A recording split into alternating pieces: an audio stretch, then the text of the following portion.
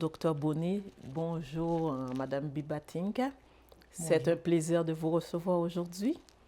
Dr Boni, merci d'avoir accepté de participer à cette activité avec nous qui est de partager votre propre méthode Toro. Dr Boni, vous êtes arrivé ici en première question jeune femme, noire, d'origine haïtienne.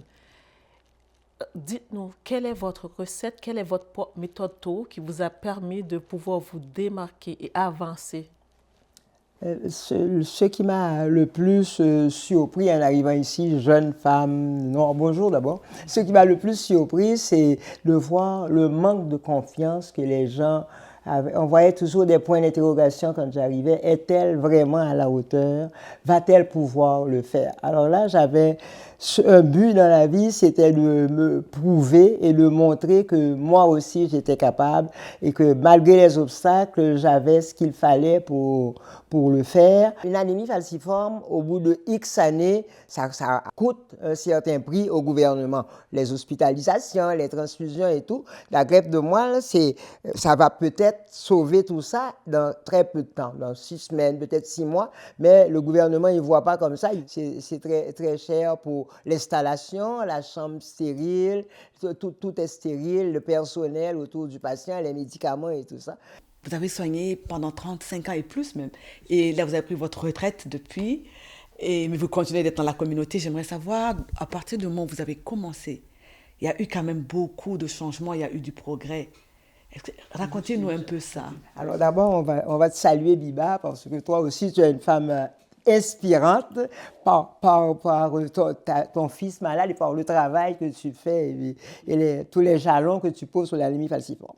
Alors, je suis partie d'Haïti avec mon petit diplôme de pédiatrie. J'avais étudié dans un textbook d'environ 300 pages. Il y avait peut-être un paragraphe de 5 ou 6 lignes sur l'anémie falciforme. On s'est préparé, on a étudié, on a même été se préparer pour faire des ponctions de moelle en série et qu'on a parlé au directeur de l'hôpital. Il était favorable, mais il ne voyait pas le bien fondé. Qu'est-ce que ça allait apporter de nouveau avec ces prix-là? Parce qu'il dit, il faut faire des chirurgies, il faut faire des appendicites, il faut faire des... Docteur Boni, vous êtes un modèle, vous êtes demeuré un modèle qui a fait en sorte que vous avez travaillé sur les mentalités du milieu. Et ça, c'est important.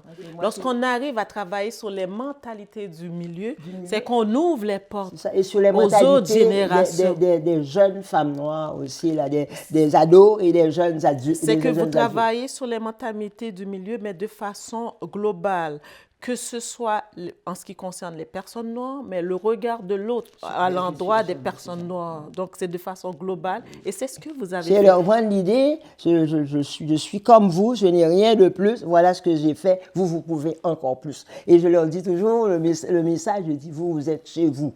Moi, je suis arrivée, je suis l'immigrante qui faisait sa place, là, qui se faisait accepter. Vous êtes né ici, vous êtes chez vous. Finalement, il a fallu le convaincre, lui, et que lui, on monte un dossier qu'il aille devant le gouvernement et le gouvernement a dit on arrête tout ça là, parce que ça prend beaucoup de docteurs. Il y a l'hématologiste qui est le docteur comme le chef d'orchestre, mais ça prend toutes sortes de gens, psychologie, psychiatres, toutes sortes de gens pour nous aider, microbiologistes. Alors ça coûtait cher. Et c'est là que toute l'importance de votre travail, parce que vous avez sauvé des vies, vous avez changé des vies en soignant, en donnant. Vous savez, quand un enfant est en douleur, toute la famille est triste. Alors, le fait de soulager l'enfant, vous soulagez les parents, vous soulagez la famille. La fratrie, oui, tout à fait. Et moi, c'est pour ça que j'ai cette immense reconnaissance dans mon cœur envers tout médecin qui s'implique pour l'anémie falciforme, et particulièrement vous. Votre carrière a été beaucoup axée sur ça. Mais j'aimerais toucher à quelque chose, la femme noire, qui a évolué dans un contexte canadien, particulièrement québécois. J'aimerais juste nous dire, est-ce qu'il y a des obstacles particuliers qui étaient devant vous parce que vous étiez une femme noire? Moi, je vais le scinder en deux. Il y a eu des obstacles particuliers parce que j'étais femme. J'arrive dans un milieu, vu mon âge, là, où il y a à peu près à moins de 5% des gens qui sont là, qui sont des médecins. Et puis je suis comme comment on appelle ça, l'anomalie, l'anomalie, parce que les femmes ne sont pas admises. Là, encore moins une femme noire, une femme qui vient de loin. Qui êtes-vous pour être là? Vous voulez prendre notre place. Il y a déjà très peu de place pour les femmes en général. Et puis là, moi, je viens de loin, je veux prendre leur place. Et quel est le message que vous leur lancerez alors à ce moment? Votre propre méthode taureau, votre recette taureau, et qu'est-ce que vous leur dites de faire? Ma propre méthode taureau, c'est sans se penser supérieur aux autres, mais toujours foncer et puis toujours faire de son mieux. Quand on veut, on peut.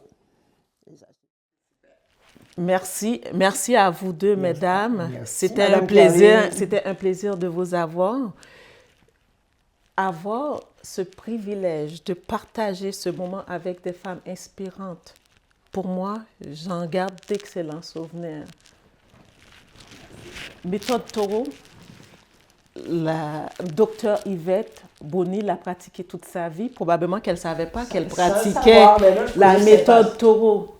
Comme le sigle le dit si bien, méthode taureau, travailler avec ténacité, c'est ce qu'elle a fait, vers des objectifs ambitieux, très ambitieux, en ralliant les forces vives, en travaillant avec tout le monde. Pour s'outiller, elle s'est outillée, et pour outiller les autres, elle a outillé les autres, elle continue, ces outils-là continuent jusqu'à Biba aujourd'hui, et qui en profite et qui va encore donner aux suivants, passer aux autres pour améliorer le niveau de vie des autres, pour améliorer la qualité de vie des autres, pour ouvrir les portes aux autres aussi. Et comme je dis si bien, le processus, c'est s'élever, parce que la première étape, c'est de nous élever, nous, grandir, ensuite pouvoir avoir la force de donner aux suivants et de s'enrichir ensemble. Ne laissez personne derrière nous. Travaillons ensemble. Devenons solides ensemble. Cette méthode taureau, nous l'avons tous. Nous pouvons tous réveiller le taureau qui est en nous. Je le dis souvent et je le répète, réveiller le taureau qui est en nous, ce n'est pas un combat tourné vers l'extérieur. C'est le taureau qui est à l'intérieur de nous, qui est notre propre force intérieure, qui est notre propre capacité à nous élever, nous, qui est notre propre capacité à avoir cet empowerment individuel. Cet empowerment individuel que nous pouvons avoir et que nous pouvons mettre au service de l'empowerment collectif et de pouvoir avancer avec tout le monde et de pouvoir dire que ce soit avec nos communautés, nos propres communautés, que ce soit avec d'autres communautés aussi. Et je le répète encore comme j'aime bien le répéter. C'est s'élever, c'est grandir. Ensuite, on donne au suivant et on arrive à s'enrichir ensemble. Merci.